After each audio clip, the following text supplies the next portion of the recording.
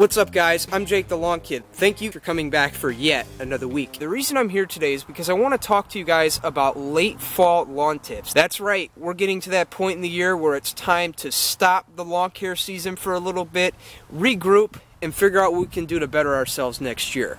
Of course, I know this is a sad time for those of us who really enjoy mowing our lawns every week. It's going to take away from us because we're not going to be able to mow for quite some time.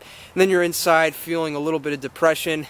I feel your pain, guys. I've been there. But anyway, it's very crucial that we prepare things right for the following year. And right now is the best time to do that because, as you can see, we got a lot of problems that are going to be coming in pretty soon. One of them being the lawn height, as you can see. Lawn's a little overgrown in the past few weeks over here, and in addition to that, we're going to start having some leaves coming down pretty soon. What we're going to talk about in today's video are ways to properly tuck in your lawn and put it to bed for winter so that we don't have problems come next spring.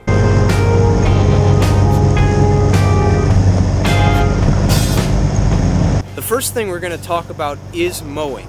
Mowing is the most important thing you could do to a lawn year-round. When you don't mow your lawn right, there's all sorts of consequences that can come from it. But that's not what we're going to talk about today. It's very crucial that when you're going to mow the lawn for the last time that you do it right. So that's going to require a couple things. First thing you're going to want to do is you're going to want to take those wheels down to a little bit lower of a cutting height. So the way it's going to work for those of us here up in the north, we mainly have grass types like Kentucky Blue, Perennial Rye, and Turf Type Tall Fescue. So rye and bluegrass, those can be mowed at about 2.5 inches, whereas Turf Type Tall Fescue can be mowed at about 3 inches. The reason we're going to take the mower height down is because what we're going to do is we're going to reduce the amount of layover that comes from long grass blade, which will also reduce the amount of compaction and the amount of thatch that come in the later winter and into next spring. Another question I know I'm going to get when it comes to mowing is, should I mulch or bag the clippings? There are two case scenarios that you need to go by. The first case scenario is that your lawn's top growth is a little bit shorter than average due to previous mows and the growth slowing down because of the cooler temperatures. And in addition to that, you may have some leaves on the lawn, a little bit, almost no leaves.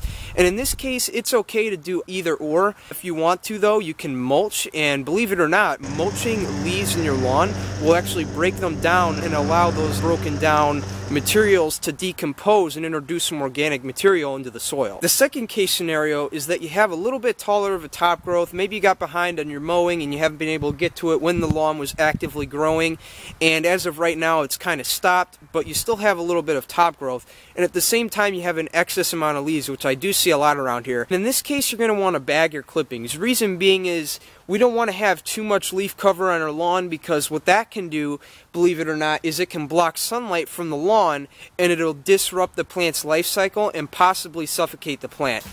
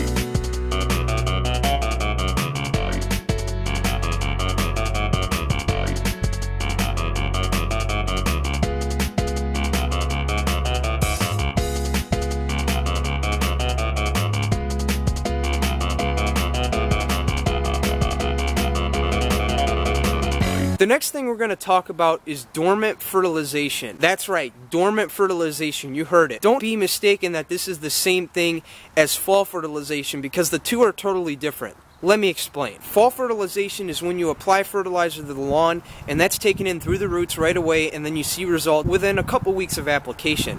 Whereas dormant fertilization, we're putting this down for the long-term effect. We're going to want to put this down when the cool temperatures are going to start to settle in and they're consistent. So about right now would be the best time to do that, because we're at about 40 degrees and the ground is still soft and we're getting a little bit of rain here and there, so we're perfect. So we want to get this down right now, because what dormant fertilization is going to do as opposed to fall fertilization is it's going to be taken in by the roots, and that's where the nutrients are going to be stored throughout the winter. And then once ideal conditions return in the springtime, those nutrients that are stored in the root systems will be executed. Now remember this, more nutrients stored in the root system over winter equals better improved greening next spring.